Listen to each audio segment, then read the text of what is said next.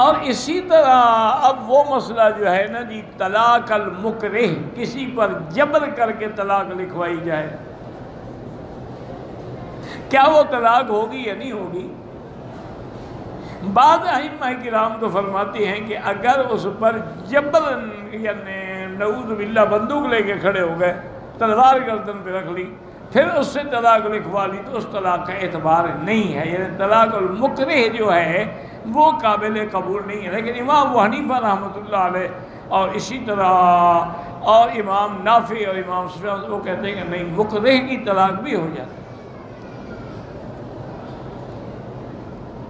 انہوں نے کہا اس کی وجہ یہ ہے کہ حدیث پاک میں ہے کہ ثلاث جدہن جد وحدرہن جد النکاح والطلاق والعتاق، تین چیزیں ہیں جن کی حقیقت بھی حقیقت ہے، مذاق بھی حقیقت ہے۔ تو اس نے لفظ طلاق تو ادا کیا ہے نا، چاہے مکرہ ہے یا نہیں ہے، اس لیے طلاق ہو جائے۔ لیکن ویسے بھی بہرحال احتیاط کیا کریں، یہ طلاق کا مسئلہ جو ہے بڑا شدید ہے، حتیٰ کہ بعض اوقات مثلاً جیسے ایک دفعہ میں نے اخباروں میں بھی پڑھا تھا، پاکستان میں کوئی ڈرامہ تھا یا فلم تھی یا کیا تھی، وہ اصل میں حقیقتاً وہ میاں بیوی تھے جو کام کر رہے تھے۔ اس کہانی کے دور میں اس نے کہا کہ میں تمہیں طلاق دیتا ہوں، 3 طلاق دیتا ہوں۔ اب ڈرامے کے بعد جب علماء سے پوچھا، انہوں نے کہا طلاق ہو گئی۔ انہوں نے کہا حضرت تمہاری بیوی میں مذاق کر رہا تھا، فلم تھی، ڈرامہ تھا، کوئی حقیقت تو نہیں تھی۔ انہوں نے کہا حقیقت ہو یا نہ ہو طلاق ہو۔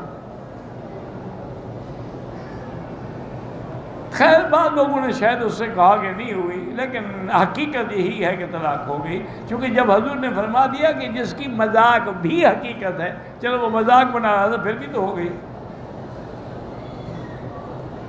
تو اس لیے ہمیشہ ایسی چیزیں جو حلال اور حرام کا مسئلہ ہو، اس میں آدمی کو بڑی احتیاط کرنی چاہیے۔ دیکھو نا جی طلاق ہو گئی، پھر وہ ملتے رہے، وہ تو زنا کر رہے ہیں، آگے جو اولاد پیدا ہوگی ولد الزنا ہے، تو ایسی بے وقوفی کا کیا فائدہ؟ اور اگر کبھی نعوذ باللہ ثم نعوذ باللہ، پہلے تو اللہ ہر مسلمان کو بچائے طلاق سے، چونکہ طلاق جو ہے ابغض الحلال عند اللہ الطلاق، اللہ کو سب سے مبغوض چیز جو ہے وہ طلاق ہے، کہ ہے تو حلال لیکن اللہ کو ناپسند ہے۔ تو اس لیے اگر خدا نہ کرے ایسی حالت سے ایک طلاق دینی چاہیے، اس کو کہتے ہیں طلاق رجعی۔ اگر اور بھی زیادہ قہر ٹوٹے تو پھر 2 طلاق، کہتے 3 نہ دے کبھی، کیونکہ 3 دے دے گا تو مغلظہ ہو جائے گی، پھر وہ ہمیشہ کے لیے حرام ہو جائے گی۔ اور ایک اور بھی زیادتی ہے جو عورتیں بھی کرتی ہیں اور اس کے ماں باپ بھی کرتے ہیں، کہ اگر خامند نے طلاق دی، چاہے ایک طلاق بھی دی ہے، اور چاہیے ہم اپنی بیٹی کو لے جائیں، یہ ظلم ہے، وہ خامند کے گھر میں رہے گی، فَلَا تُخْرِجُوهُنَّ مِن بُيُوتِهِنَّ، ان کو مت نکالو اس گھر سے، ابھی اس کا گھر ہے، اس کی رجوع کی مدت باقی ہے۔ اور پھر اگر رہے گی تو ہو سکتا ہے صلح کا بھی کوئی حل ہو جائے، لیکن آدمی دور چلا گیا تو آنکھ ہو جل، پہاڑ ہو جل، پھر تو آدمی کا خیال ہی نہیں آتا نا۔